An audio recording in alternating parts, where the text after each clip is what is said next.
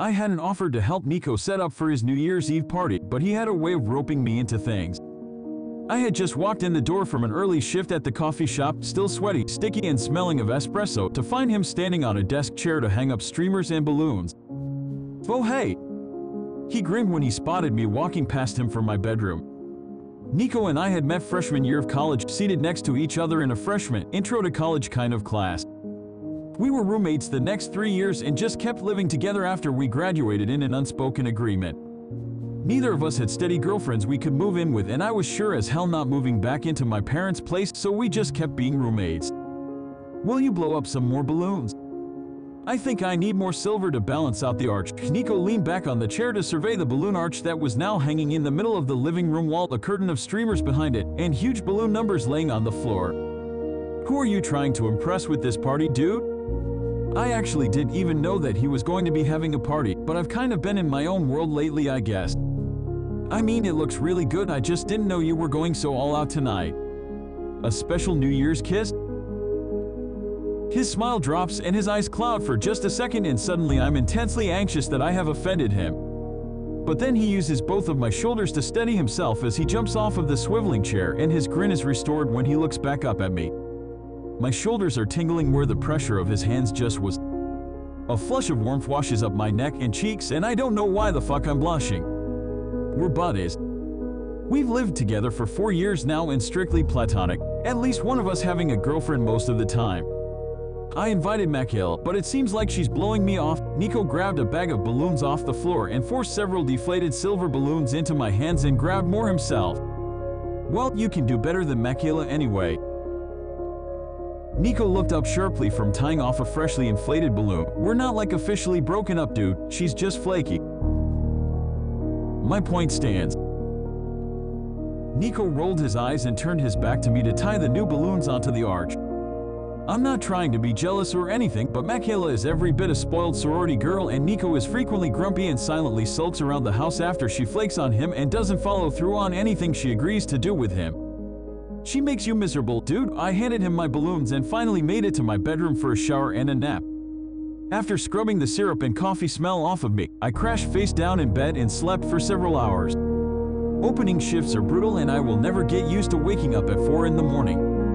I woke up because I heard music coming from the living room and Nico's voice shouting along. I forgot about Nico's stupid party. It doesn't sound like anyone but Nico is here, so I head to the living room in my pajama pants. I found Nico with all the blinds closed tight, a strobe light dancing around the room, and a speaker next to the couch playing some sort of top 40 playlist. He's sitting in the middle of the couch, entirely focused on the strobing lights on the ceiling as they change colors. When he noticed me in the hallway, he paused the music. "Oh hey, good nap." His eyes were rimmed in red, his eyelashes stuck together in little triangles like they do when you go swimming or cry. "Yeah, what's happening here?" Trying to figure out the right vibe for tonight, Nico gestured broadly around the living room, an attempted cover-up to subtly wipe his nose on his sleeve. I sat down on the couch next to him to watch the strobe lights. "Michaela not coming?" I could feel his body stiffen next to me when he heard her name. I actually told her not to come. Officially ended things.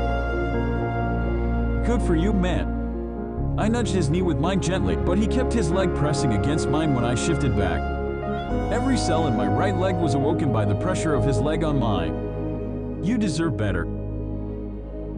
Nico didn't respond right away, letting the silence fill the room and my mind to focus exclusively on the way his leg is pressing more firmly into mine and my heart is racing.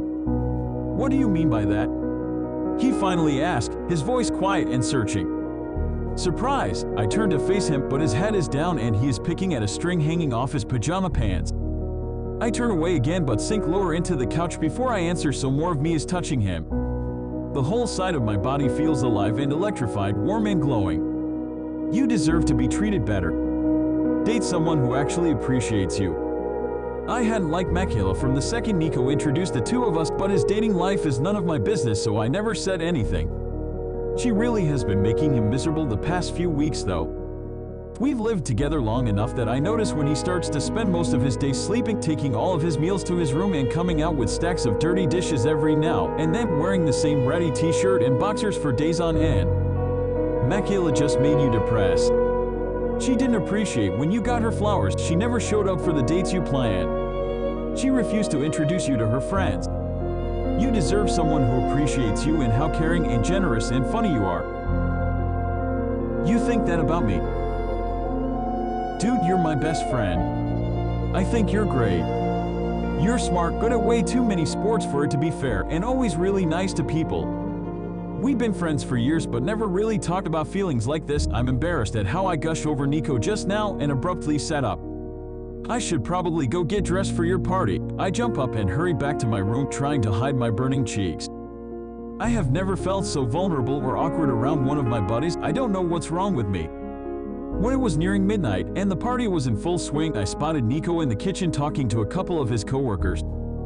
He had changed into a soft-looking gray button-down with the sleeves rolled up past his forearms. Why am I noticing his forearms?